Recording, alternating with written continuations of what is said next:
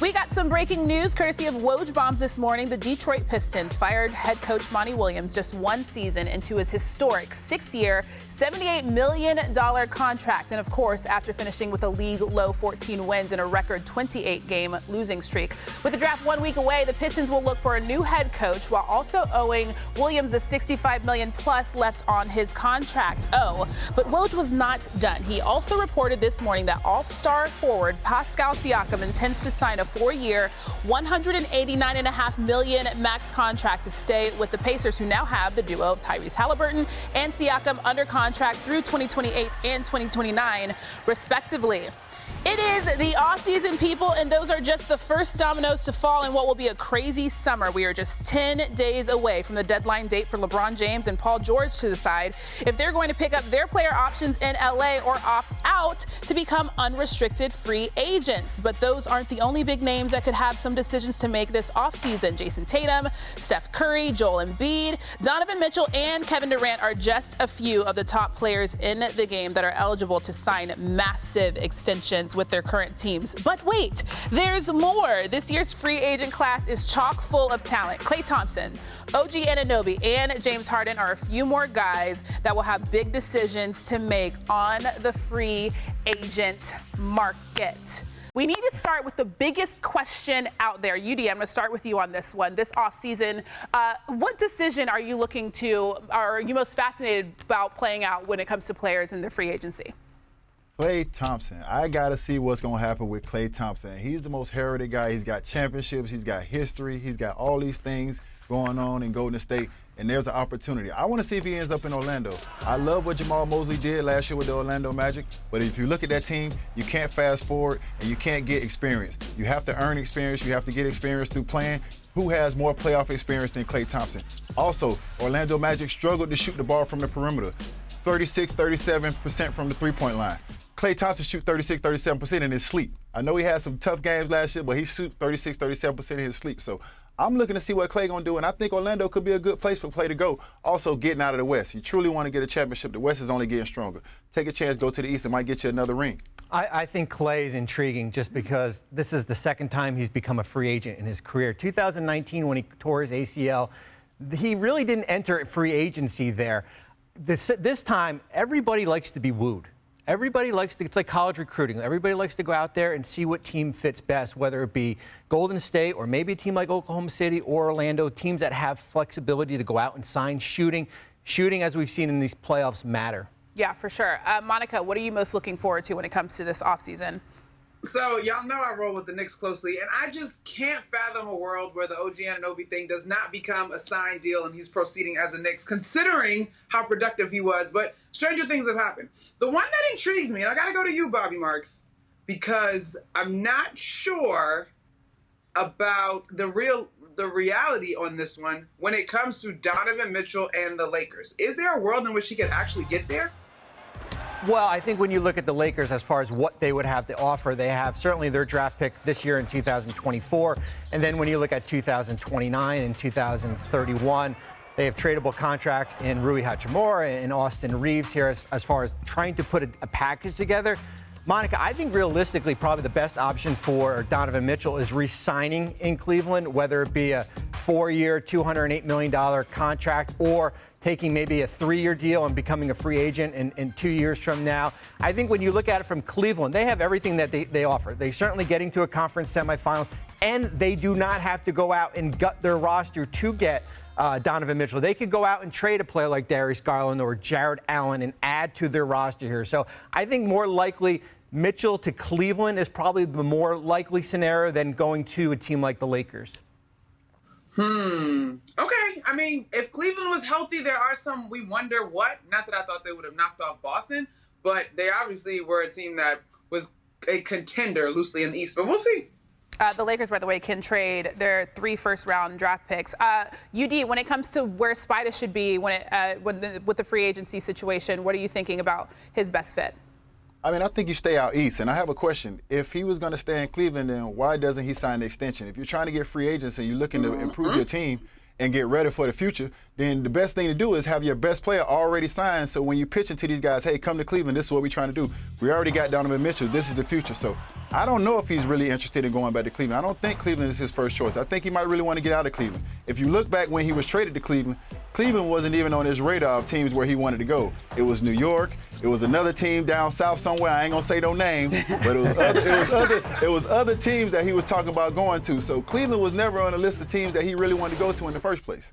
I will say, Money. I'll just add to that. Like, he's a New York guy. That's what I was going to say. Brooklyn had been one of those things that was percolating because obviously the Knicks ship has sailed. But as I understand it, I think Brooklyn is moving into not looking for quick fixes. They're looking to start to really build again. That's exactly what I was going to say. He is a New York guy. Also, you guys remember when LeBron was courtside in Cleveland? Not at all there for any reason other than to just watch the game. It was Mother's Day. Savannah was home, but he was there just, just adding a little spice to it. Right, Bobby? Okay, so Bobby, what is a player that you think can shake up free agency the most? I think Paul George dictates free agency. I just think for a lot of different reasons here, when you look at as far as for Paul George, as far as the ability to possibly sign with the Clippers, and then certainly the scenario of what happens if he doesn't look at re-signing with the Clippers. And here you're looking at the Clippers offseason. They're moving into a $2 billion building. Their two big priorities is certainly Paul George, who's got that June 29th player option, and then, of course, James Harden here. This is a monumental offseason. They've already extended Kawhi Leonard for $150 million. But with the decision of what Paul George does, I think will set through a domino effect in free agency here. And as we brought the touchscreen up. We've got the touchscreen up here. And here, we're looking at the Clippers right now. So this is without Paul George and James Harden, if both players signed elsewhere. It's not like all of a sudden a $49 million slot all of a sudden appears. They would only have $22 million to go out and replace those two players. This is the wild card team that we're looking at right now. The Philadelphia 76ers. They've got this low Tyrese Maxey free agent hold. They've got close to $57 million in cap space. They can go out and sign Paul George outright, and it wouldn't cost them anything. They don't have to go out and trade picks. They still have some money to go out and bring back a player like Kelly Oubre, Kyle Lowry, Nick Batum. So Philadelphia right now is the team that's got the cap space, and they can go out and certainly sign Paul George outright. Here's one more thing. The Clippers have had a full year to negotiate a 4-year, $220 million contract.